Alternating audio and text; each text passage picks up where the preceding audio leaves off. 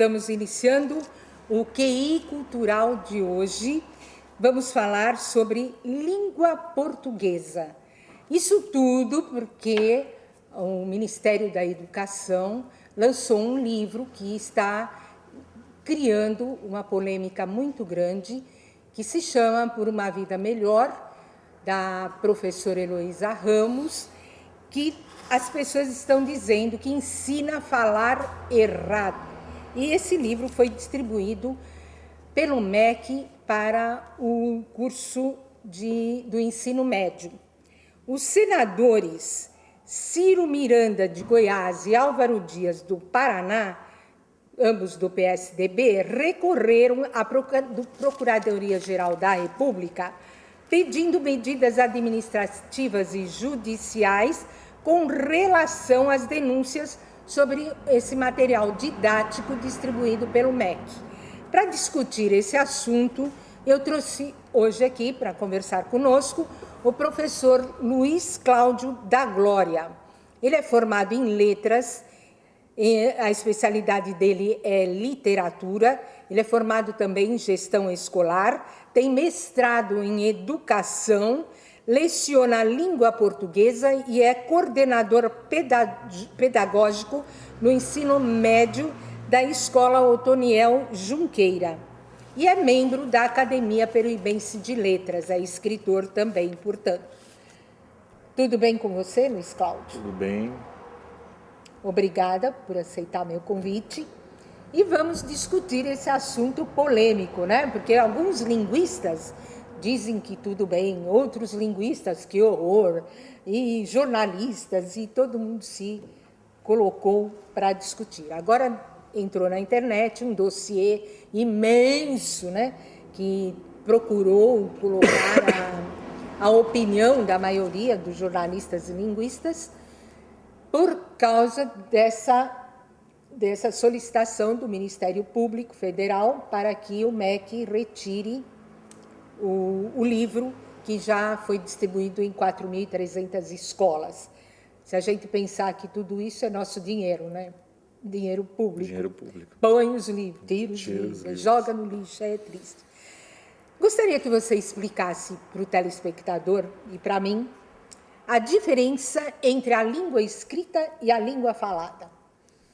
Bom, boa noite a todos. Gostaria de agradecer, Sila, por ter me feito esse convite. Essa entrevista é um assunto realmente que tem dado muito o que falar. E eu vou procurar, nesse momento, fazer uma explanação a partir da minha experiência como coordenador pedagógico, como professor, né? E como essas mudanças têm afetado a escola, porque, na verdade, é na escola que elas se realizam, com basicamente. Certeza. Em relação à língua escrita e à língua falada, normalmente, a língua escrita, ela é cercada por normas porque ela não tem recursos que a língua falada possui. Então, nós não utilizamos a pontuação porque nós temos expressões faciais, nós temos gestos, nós temos movimento, respiração que dá a entonação necessária quando a gente precisa, quando, na verdade, na língua escrita você precisa usar recursos como pontuação, entre outras coisas, que facilitam essa comunicação. Então, assim, mas uma coisa que é importante a gente destacar é que tanto na língua escrita quanto na língua falada, nós temos aí uma questão que uma forma culta e uma forma popular. Certo. Tá? Que eu acho que é bastante importante. Por exemplo, em termos de escola, a gente percebe que o aluno, ele vem, quando ele chega num sexto ano do ensino fundamental, que é a área que eu trabalho, ele vem carregado por essa oralidade, ele vem marcado por essa oralidade. Porque tudo é uma questão de berço, né? Sim. Se você, dentro da sua casa, você ouve aquilo desde que você nasce, ensinam você a falar daquela forma, como é que mais tarde você vai mudar o seu modo de falar, né? É meio complicado, né? E assim, a função da escola, e aí a gente tem os PCN, os Parâmetros Curriculares Nacionais de 1997, que tratam dessa questão. Uma das funções da escola é procurar adequar essa linguagem oral do aluno para a escrita e sair da norma, uma linguagem mais popular para um padrão culto, tanto no oral quanto no escrito. Porque quando eu chamo o aluno para conversar comigo ou conversar com o diretor, ele não pode ou não deveria conversar comigo da mesma forma como ele conversa com um amigo. A mesma coisa quando ele vai fazer uma produção. Se ele vai escrever um bilhete para um amigo e um bilhete e um ofício, por exemplo, ele tem linguagens que são diferentes. Então, assim, a linguagem escrita e a falada, ela se diferem, principalmente porque não tem, na escrita, a gente não tem esse recurso que a gente tem na linguagem oral. Mas eu gostaria de ressaltar que existe uma linguagem popular e culta, tanto quando nós escrevemos, quanto quando nós falamos. Por exemplo, eu sou dramaturga, você sabe, né? A dramaturgia, ela exige que você dê ao personagem a real forma como ele é. Eu não posso colocar digamos, um malandro do morro ou um analfabeto. Às vezes você tem um analfabeto muito mais instruído do que um outro que tem escolaridade. Mas, vamos dizer, uma pessoa, um estrangeiro falando da forma culta. Eu tenho que colocar o personagem como ele é na realidade, como ele fala. Então, é óbvio que na faculdade ninguém ensina você a escrever, é óbvio, né? Isso é uma coisa, é um dom que a gente tem. Mas ensina as técnicas, né? E essa é uma das coisas que a gente aprende, a diferenciar a língua escrita da língua falada. Eu acho que a nossa língua portuguesa, como todas as línguas do mundo, ao longo do tempo, foram sofrendo diversas modificações, né? A língua portuguesa, por exemplo, desde a colonização, quando se falava o nhantu, que era a língua misturada ao português com o indígena e aquela confusão toda, até hoje ela sofreu diferenças imensas, né? Você acha, observando as pesquisas, dizem que no Maranhão, né, como em outros lugares do Nordeste, mas especificamente no Maranhão, se fala o português mais correto do Brasil. E no Sul, o português com mais, Sul-Sudeste, com mais erros gramaticais. Você acha que isso se deve ao fato de nós, aqui no Sul-Sudeste, termos recebido uma grande leva de imigração, principalmente dos italianos, né, que tinham dificuldade de adequar a língua pátria à nossa língua? Olha, eu não vejo dessa forma. Nós, assim, o brasileiro é um povo miscigenado, é uma característica nossa essa mistura, inclusive esses imigrantes que vêm tanto de outros países, eles enriqueceram muito a língua portuguesa, tanto que o português hoje ele inclui palavras de origem de diversos países. Eu acho que a questão de, entre aspas, a gente ter o Maranhão português mais bem falado do que no Sudeste, e aí a gente entra na questão, o que é o português bem falado? Porque nós temos, que português nós temos no Brasil? Já é uma discussão que vem acontecendo há muito tempo. Porque a nossa gramática ela é uma gramática portuguesa, certo. Com certeza, com perdão do trocadilho. Então, nós sempre procuramos nos adequar. Tanto é que agora essa mudança que houve, ela vem de Portugal e nós temos que recebê-la e adotá-la, né? E adotá-la. Então, assim, nós não temos um português do Brasil. Então, acho que do ponto de vista de uma gramática normativa de origem portuguesa, com certeza eles falam.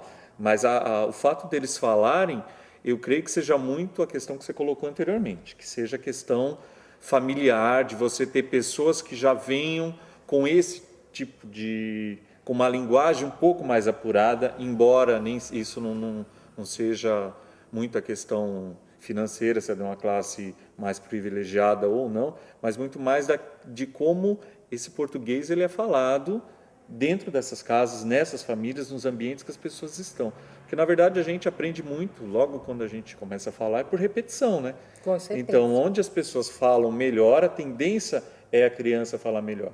E a gente, em escola, nós percebemos isso. Porque quando, em reuniões de pais, conselhos, ouvindo os pais falando, a gente automaticamente já reconhece no aluno traços característicos, inclusive da linguagem, na forma deles se comunicarem conosco, a forma como, até a educação com que eles nos tratam. E como nós trabalhamos com alunos de várias classes sociais, ou que têm origens diferentes, com formações diferentes, isso é bastante característico. Eu creio que seja muito assim. A questão da família, que nós temos muito alunos de classe menos favorecidas, que se colocam muito bem, que se postam bem, que falam de uma maneira adequada, que usa a linguagem culta, já que a gente está tratando do tema assim, num momento adequado, no momento que não é exigido, ele não utiliza, mas quando é exigido, ele utiliza. Então, partindo dessa premissa aí que você colocou, que a base, né, a família, toda o berço mesmo, né, de onde vem esse aluno, você acha que, em virtude disso, as famílias, a sociedade deveria ser consultada antes do MEC colocar um determinado material para ensinar, como nessa questão, ou isso é besteira? Estou perguntando, é secundário? Não, assim, aí é uma questão bastante ampla, até porque lá eles têm especialistas e nem sempre é assim, né? Que segmento da sociedade será consultado? Nós sabemos que nem todas as famílias, por exemplo, têm condições de fazer uma análise crítica de um determinado material, tá? E não sei se é isso eu estou respondendo a sua pergunta. Eu acho que o MEC, como instituição de ensino, ele tem especialistas lá que fazem esse tipo de colocação.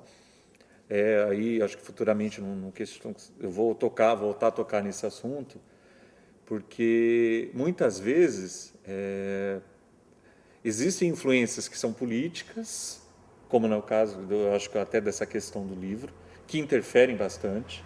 Tá? Você acha que essa questão, porque o MEC está sendo bombardeado em várias questões, né? Tem o da homofobia, o livro do Monteiro Lobato, que já é uma questão, na minha opinião, um absurdo, porque é claro que a tia Anastácia era negra, até existe aquela brincadeira de que você tem um pé na cozinha, porque todas as cozinheiras eram negras, né? Cozinhavam magnificamente bem, né? Até hoje cozinham. E temos outras questões, né? Que o MEC, o livro do Inácio Loyola Brandão, que diz que o conto é levado para o sexo e tal. Essas questões todas que estão sendo levantadas em torno do MEC, você acha que ele está sendo bombardeado porque não existem ali pessoas que estão antenadas com o que pensa e o que quer a sociedade, ou porque a sociedade é que não sabe receber? O MEC, ele não toma, eu não creio que ele tome essa decisão de forma arbitrária. Então, até como eu falei, em 97 foi publicados parâmetros a partir de um estudo que foi feito por personalidades que conhecem um assunto, sobre aquilo que também é discutido fora do país, que a gente realmente tem essa interferência do que vem de fora. Então, vamos supor, esse caso específico desse livro, por exemplo, ele segue aquilo, uma norma, um preceito estabelecido pelo parâmetro curricular nacional, que serviu de referência assim, para os currículos dos estados, para os currículos das escolas particulares. Então, eu não creio. Eu acho que a crítica em cima do material, ou em cima do MEC, que está sendo assim feita muito mais por uma questão política que não está sendo, que não está muito clara, que não está explícito. Isso acaba levando um pouco a população contra, porque eu tenho visto alguns comentários assim de pessoas falando bobagens. E se você vê o livro, pelo material que eu li e as páginas que eu consultei do livro, eu não li o livro inteiro, mas eu entendi que o livro é para professor, não é um livro para aluno. Uhum. Então, assim, não é um livro para ser para o aluno. Tendo lido uma parte, mesmo que não tenha sido inteiro, se você puder dar um esclarecimento em torno do livro, eu agradeço. Então, como assim, o telespectador agradece. com uma mudança nos parâmetros curriculares, eu até trouxe aqui um fragmento dos parâmetros, se você puder, eu posso fazer a leitura desse fragmento. À vontade. Né? O problema do preconceito deve ser enfrentado na escola como parte do objetivo educacional mais amplo de educação, para o respeito à diferença. Esse trecho foi tirado exatamente quando ele fala sobre a questão da língua culta, da linguagem popular e da linguagem culta. E como a escola trabalharia isso. Que é a questão do preconceito linguístico. Que é a questão do preconceito linguístico. Existe esse preconceito linguístico? Olha, existe quando, até nós professores, eu como coordenador peço para os professores não fazer isso, quando a gente coloca um aluno numa situação vexatória por determinada frase ou por ter cometido determinado deslize gramatical. Tá? Aí, assim, quando isso, de alguma forma, torna o aluno o alvo de chacota, por exemplo, bullying, aí, né? isso, aí já se torna bullying, aí eu acredito que seja a questão do preconceito linguístico. Mas é que nós estamos numa época, infelizmente, que Tudo é preconceito. Tudo é preconceito, tem que tomar muito cuidado com o que se dá fala. até medo de falar. Então, hoje em dia, nós temos que tomar muito cuidado, até se tocar em alguém já é bastante falar complicado. Falar e escrever também, já tá...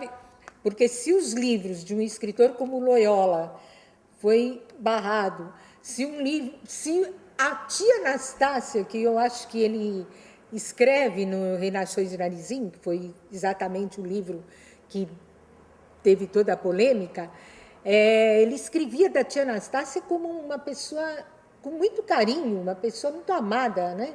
E como que as pessoas... Ai, ela era negra. Ora, qual é a diferença?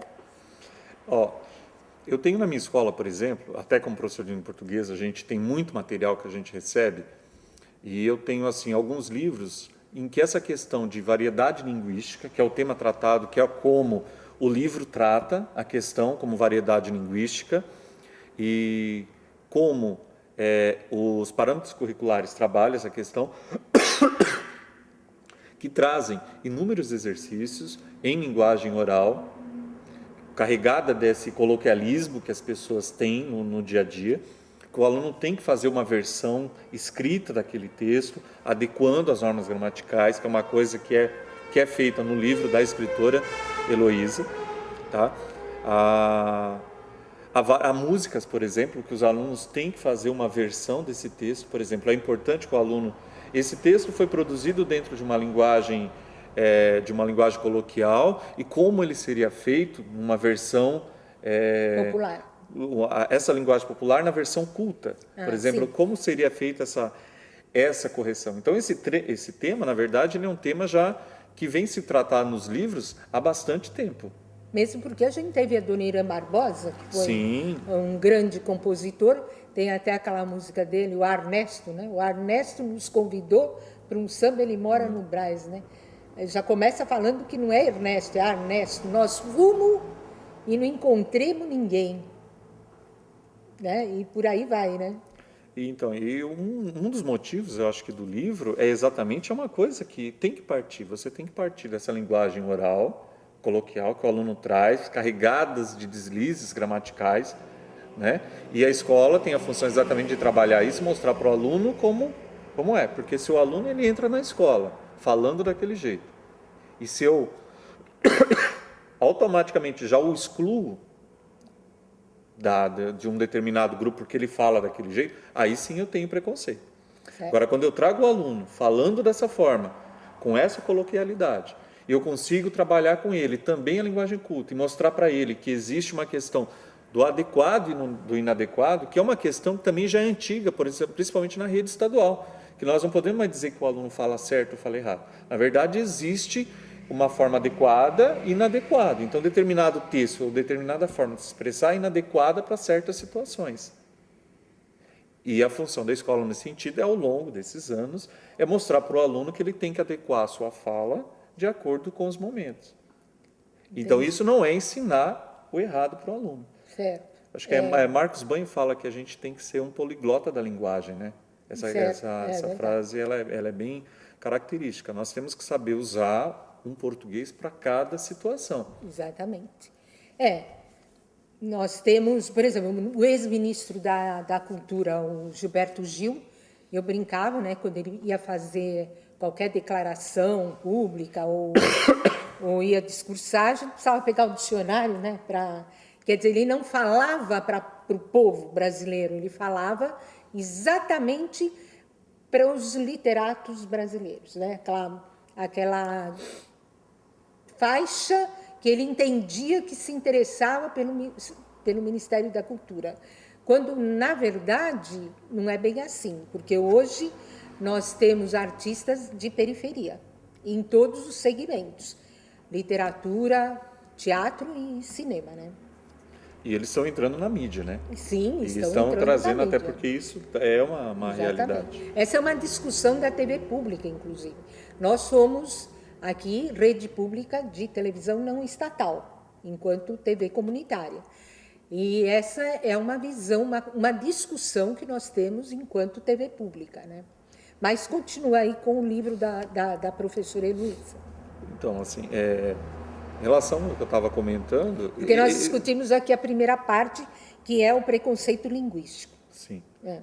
Então, assim, só para fechar, então preconceito, eu vejo preconceito linguístico quando você cria uma situação vexatória para determinada pessoa em função de algo que ela falou. Certo. A partir do momento que você parte dessa construção que não se adequa às normas gramaticais, para tentar melhorar, você não tem preconceito linguístico. Certo, entendi.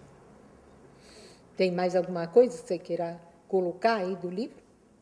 Você me pediu para ler, ou é Não, é só esse fragmento. Só acho que esse ele fragmento. Bom, alguns linguistas, né, como o Pasquale, diz que essa questão, que esse livro não deveria ser discutido no ensino médio, mas sim nas universidades. Você concorda com isso? Não, eu acho que ele tem que ser... A questão não é nem ser discutido, a questão é que ele traz elementos teóricos, elementos que a própria linguística discute muito isso, que é o contexto de produção, o contexto do discurso que você está colocando determinada frase ou não. Então, eu não concordo que tenha sido discutido. Eu acho que essa mudança já tem que acontecer dentro das escolas. Essa mudança tem que acontecer dentro das escolas. Você acha que está certo começar no ensino médio?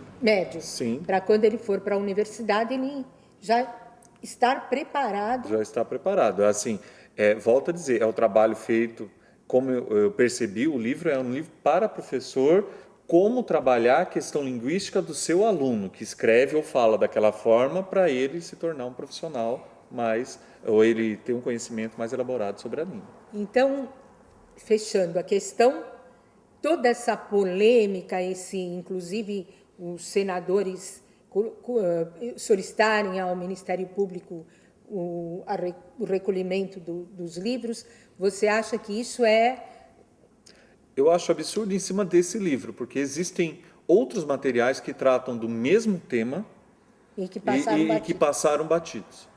Então, por isso que eu volto a falar que essa questão ela é muito mais política. E lembrando que os PCN, os Parâmetros Curriculares Nacionais, eles foram implementados na época do do PSDB, com o Fernando Henrique Cardoso. Certo. Tá? Então, ele já trouxe isso. Então, na verdade, essa análise ou essa crítica que é feita aí, por isso eu vejo uma questão muito mais política do que uma questão muito mais voltada para de conhecimento. Eu entendo até como o nosso ex-presidente Lula falava, cometia muitos erros, né, de português, eles talvez seja essa questão política que se criou em torno.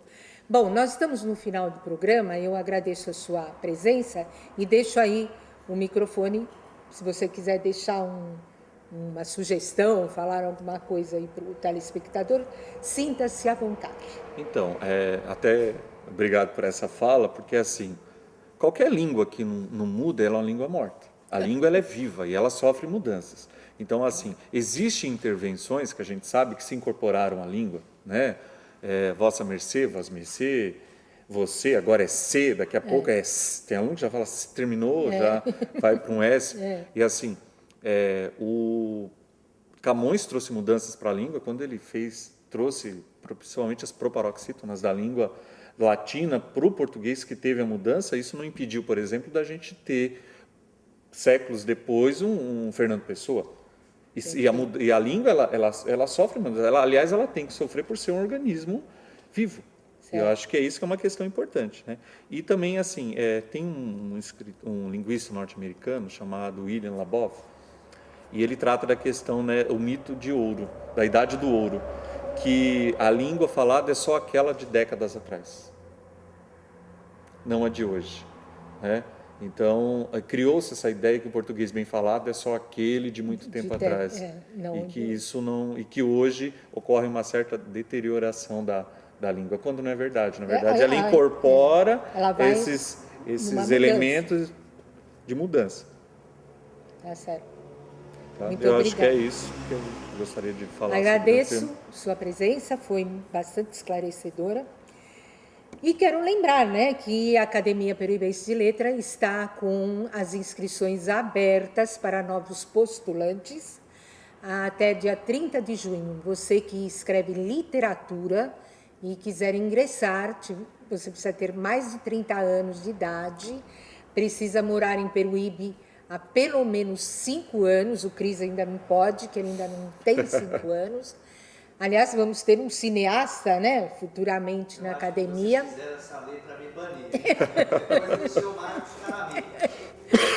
E você deve escrever literatura, mesmo que você não tenha um livro editado, você pode mandar os seus escritos, aqueles que estão guardadinhos na gaveta, você digita ou pede para alguém digitar para você, uns 10 trabalhos no máximo, juntamente com o currículo, e pode enviar para a Avenida Padre Anchieta, 1006, aos cuidados do Marcos Caramico, ou Avenida Padre Anchieta, 4.297, aos meus cuidados aqui na TV Vale das Artes.